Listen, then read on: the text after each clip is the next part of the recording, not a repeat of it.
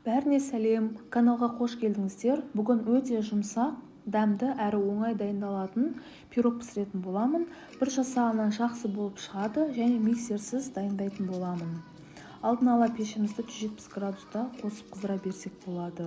Бұл жерде жұмыртқа мен айранымызды алдын ала холодильниктен шығарып, жылы күйінде пайдаланғанымыз жөн. Ең алдымен ыдысымызға 2 жұмыртқамызды салып аламыз. Оның үстінен қант, шым-шым тұз және ванильный сахар салып, дәміне қарай барлығын венчиктің көмегімен 3-4 минут жақсылап араластырып аламыз. Келесі жылы айранымызды қойып, жақсылап араластырып аламыз. Содан соң сұйық майымызды қойып, жақсылап араластырып алатын боламыз. Көріп тұрғандарыңыздай өте оңай пирог. Келесі електен өткізілген ұнымызға 2 шай қасық қопсытқышты салып, өзара жақсылап араластырып, жұмыртқамыздың үстіне аз мөлшерде қосып араластырып отыратын боламыз. Құрамы мен мөлшерін описаниеден таба аласыздар.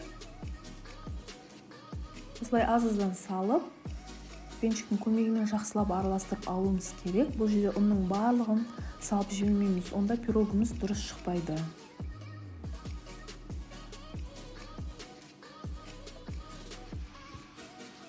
Осылай жақсылап араластырып отыруымыз керек. Ұнымызды салған сайын. Міне біздің тестомыз да дайын болып қалды.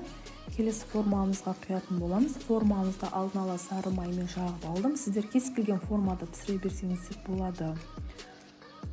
Формамызға пирогымыздың тестосын қойып алдым. Осылай түзетіп аламыз жан-жағына дейін.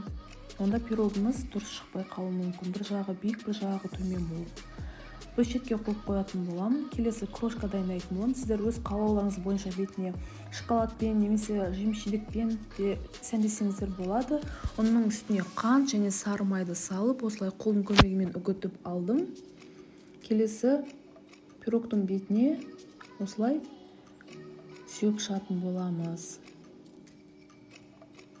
Барлық жағына тигізіп осылай сеуіп шығамыз. Пирогымыз сол кезде дайында болып шығады.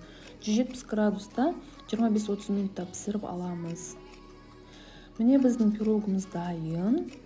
Өте жұмсақ, иісі керемет болып шығып тұр. Үйде жасап көріңіздер. Егер де видео рецепт ұнаса, каналға тіркеліп, лайк басуды ұмытпаңыздар.